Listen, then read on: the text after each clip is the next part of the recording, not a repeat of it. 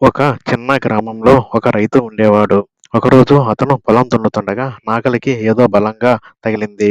కుతూహలంగా అతను తవ్వి ఒక మెరిసే రాయిని కనుగొంటాడు. అది విలువైన వజ్రం. కానీ రైతుకు అది వజ్రం అని తెలియదు. అతను ఏదో మెరిసే రాయి అనుకొని తన ఎద్దు మెడలో అలంకారంగా కడతాడు. రోజులు గడుస్తాయి. ఒకరోజు రైతు తన ఎద్దుతో గ్రామం గుండా నడుస్తుండగా కిరాణా షాపువాడు ఎద్దు మెడలో మెరుస్తున్న రాయిని చూస్తాడు. అప్పుడు కిరాణా షాపువాడు రైతు దగ్గరికి వచ్చి ఎద్దు మెడలో మెరుస్తున్న రాయిని గురించి అడుగుతాడు. అప్పుడు రైతు తాను పొలం దున్నుతుండగా ఆ రాయి దొరికిందని చెప్తాడు. అప్పుడు కిరాణా షాపువాడు 6 వెండి నాణేలకి ఆ రాయి ఇవ్వమని అడుగుతాడు. రైతు సరేనని ఆ మెరిసే రాయి ఇచ్చి 6 వెండి నాణేలు తీసుకొని ఆనందంతో అక్కడి నుంచి వెళ్ళిపోతాడు. కిరాణా షాపువాడు దానిని షాపులో ఒక గోడకి వేలాడదీస్తాడు. ఒకరోజు ఒక నగల వ్యాపారి కిరాణా షాపుకి వస్తాడు. గోడకు వేలాడుతున్న ఆ రాయిని చూస్తాడు. ఆ రాయి అతను చూసిన వెంటనే దానిని అరుదైన, అమూల్యమైన వజ్రంగా గుర్తిస్తాడు. కిరాణా షాపువాడుని మీ గోడకి వేలాడుతున్న ఆ రాయి ఏమిటి అని అడుగుతాడు. అప్పుడు కిరాణా షాపువాడు ఇది ఒక మెరిసే రాయి.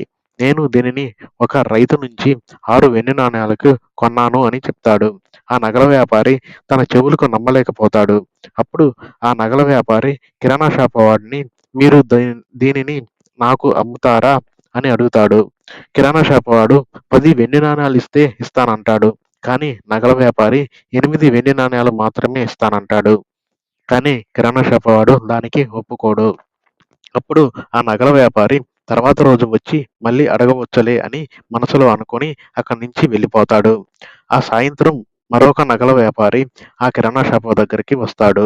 గోడపై వేలాడుతున్న రాయిని చూసి క్షణంలో అది అపారమైన, విలువైన వజ్రంగా గుర్తిస్తాడు. ఏమాత్రం ఆలోచించకుండా దానిని తనకి అమ్మమని కిరాణా షాపు వాడిని అడుగుతాడు. అప్పుడు కిరాణా షాపు వాడు 10 వెండి నాణేలు ఇస్తే అమ్ముతానని చెప్తాడు. ఆ నగల వ్యాపారి సంతోషంగా డబ్బు చెల్లించి వజ్రాన్ని తనతో తీసుకెళ్తాడు. మరుసటి రోజు మొదటి నగల వ్యాపారి ఆ రాయిని కొనడానికి తిరిగి వస్తాడు. గోడపై వజ్రం లేదని గుర్తిస్తాడు. మెరిసే రాయి ఎక్కడని కిరాణా షాపు వాడిని అడుగుతాడు.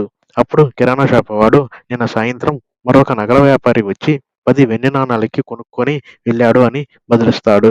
అప్పుడు ఆ నగల వ్యాపారి పెద్దగా అరుస్తూ అది మెరిసే రాయి కాదు. వేల బంగారు నాణేలు విలువైన ఒక అమూల్యమైన వజ్రం.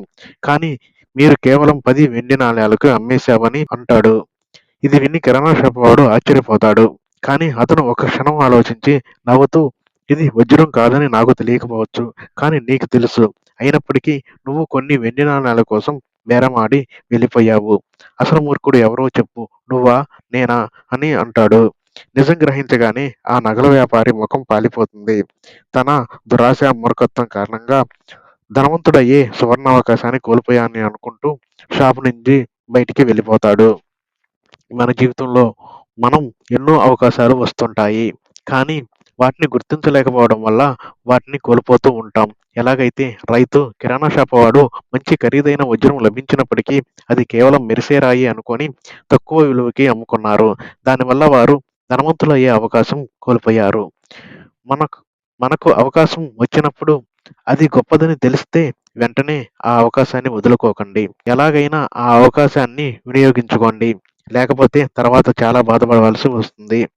ఎలాగైతే మొదటి నగల వ్యాపారి అరుదైన వజ్రం అని తెలిసి కూడా కిరాణా షాపు వాడితో బేరమాడి వెళ్ళిపోతాడు. తర్వాత రోజు వచ్చేసరికి అది వేరే వారి సొంతం అవుతుంది. కేవలం అతని దురాశ, మూర్ఖత్వం వల్ల గొప్ప ధనవంతుడయ్యే అవకాశాన్ని కోల్పోతాడు. కాబట్టి అవకాశం వచ్చిన వెంటనే స్పందించి ఉపయోగించుకోవాలి. ఆలస్యం చేయడం లేదా వాయిదా వేయడం వల్ల దాన్ని కోల్పోవచ్చు. ఆ అవకాశం మీ జీవితాన్ని ఇంకా ఉన్నతంగా చేసేదై ఉండవచ్చు. కాబట్టి వచ్చిన ప్రతి అవకాశాన్ని వినియోగించుకోండి.